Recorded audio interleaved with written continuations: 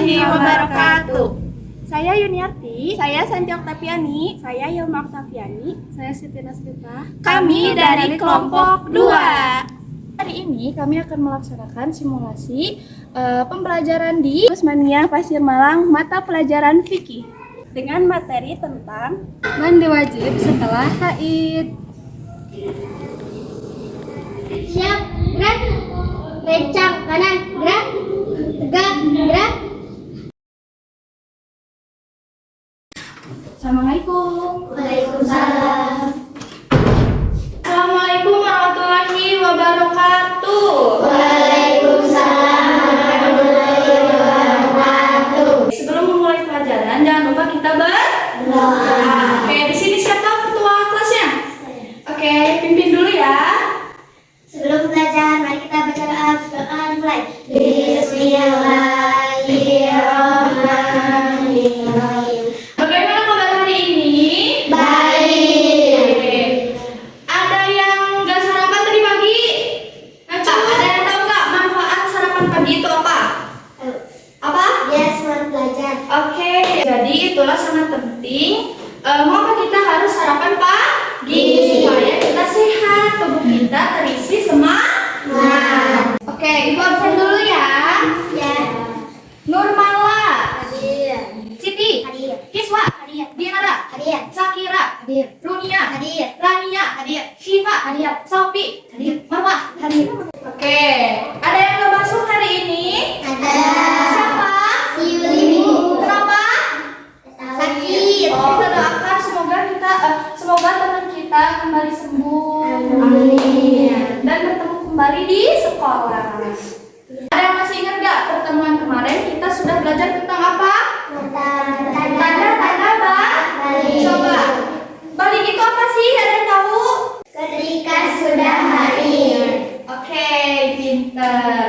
Jadi kita akan bersambung ya materi pertemuan kemarin dan pertemuan sekarang. Nah, pertemuan sekarang kita akan belajar tentang mandi wajib setelah haid. Oke, tujuan pembelajaran hari ini agar kalian tahu bagaimana sih tata cara mandi wajib setelah haid, kemudian larangan dan apa yang diperbolehkan untuk perempuan yang haid, kemudian hukumnya juga. Jadi itu tujuannya pembelajaran hari ini. Oke, kita isbahin dulu ya. Namanya itu tepuk 5. Jadi ada tandanya ya. Kalau misalnya bilang 1 berarti tepukannya 1. Kalau tepuk 2 berarti tepukannya 2. 3, 4, 5.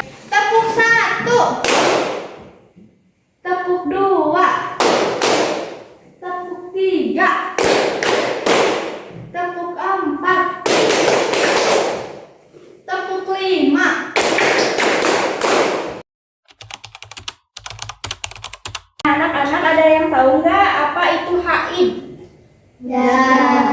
Haid itu adalah keluarnya darah dari dinding rahim. Nah, dari perut kita sebagai muslimah, sebagai wanita itu ada rahim ya. Nah, kalau setiap bulannya itu kita kalau sudah balik akan mengeluarkan yang namanya haid. Di sini sudah ada yang haid belum? Ada, coba cuk. Oh, ada 2 orang ya. 2 orang sudah ada ya. Sudah ada yang haid. Nah, anak-anak di sini ada yang tahu nggak cara mandi wajib itu seperti apa? Tidak. Nah, mandi wajib itu apa sih? Mandi wajib itu adalah mandi yang dilakukan setelah kita beres haid. Nah, sebagai muslimah kita itu harus mandi wajib setelah haid. Nah, untuk apa? Untuk mensucikan diri setelah hadas besar. Jadi haid itu dinamakan hadas besar. Nah, hukum mandi wajib itu adalah wajib dilakukan setelah haid. Nah, haid itu bisa beberapa hari, ada yang 3 hari, ada yang seminggu, bahkan ada yang lebih dari seminggu. Di dalam haid itu ada beberapa ibadah yang dilarang oleh Allah ketika kita sedang haid. Contohnya apa? Sholat. Yang pertama itu adalah sholat. Yang kedua apa? Ngaji.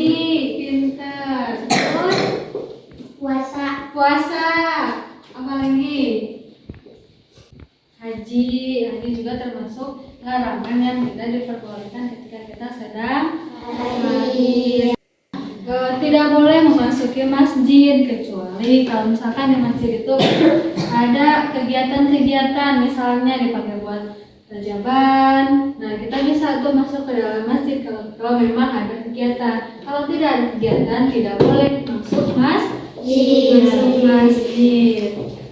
Nah, ada beberapa hal yang diperbolehkan ketika kita sedang haid. Contohnya apa aja? Zikir. Pintar. Yang pertama itu zikir. Kenapa zikir itu diperbolehkan? Karena zikir itu adalah penguatan hati kita kepada Allah Subhanahu wa Ta'ala gitu. Yang kedua apa? Melakukan apa saja. Pintar. Walaupun kita sedang haid gitu ya, kita tidak boleh malas-malasan gitu ya. Yang ketiga apa? Tidak malas-malasan. Tidak malas-malasan, bisa melakukan aktivitas apa saja. Menuntut ilmu dilarang apa diperbolehkan? Diperbolehkan. Kita kenapa menuntut ilmu diperbolehkan? Karena untuk menambah pengetahuan kita tentang apa aja. Contohnya seperti ini, mandi wajib gitu ya.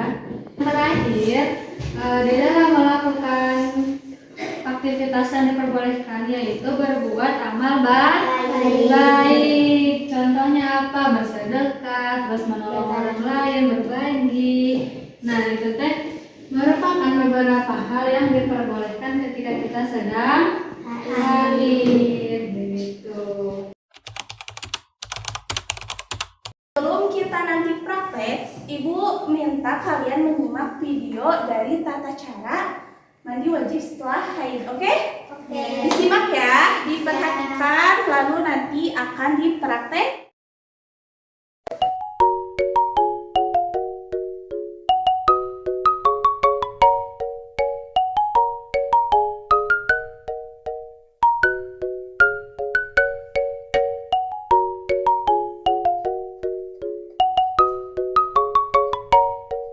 Nah, tadi kalian udah nonton kan?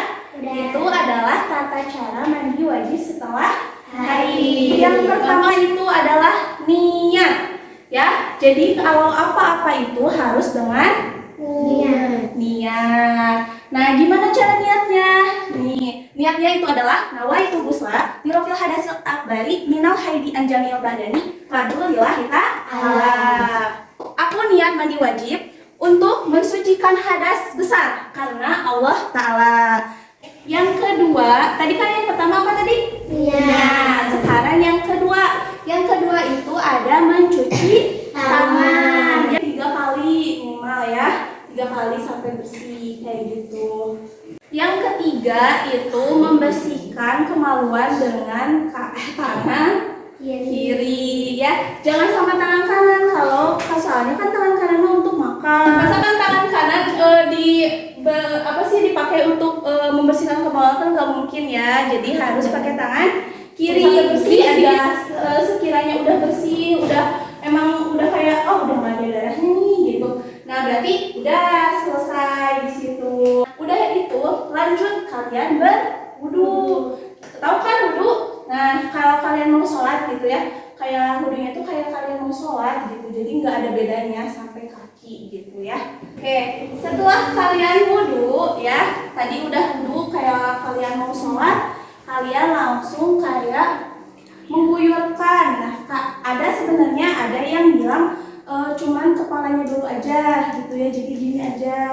Kepalanya tuh 3 kali tadi mengguyurkan ke kepala aja ya. Kita itu nanti udah itu ke seluruh badannya ke sini, tapi disunahkan itu yang kanan dulu.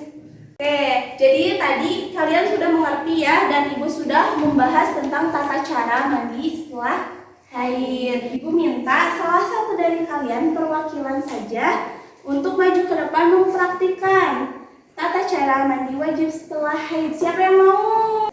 Kubu. Oke. Niat.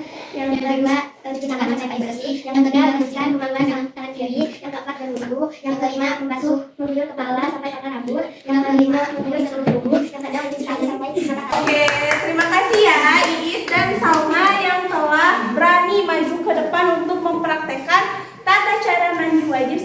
haid. Jadi hari ini kita sudah belajar tentang mandi wajib setelah haid. Kita simpulkan ya. Coba ada tahu nggak pengertian dari mandi wajib setelah haid itu apa? Mandi yang dilakukan setelah haid. Oke, ini kita terus. Selanjutnya apa hukumnya? Wajib.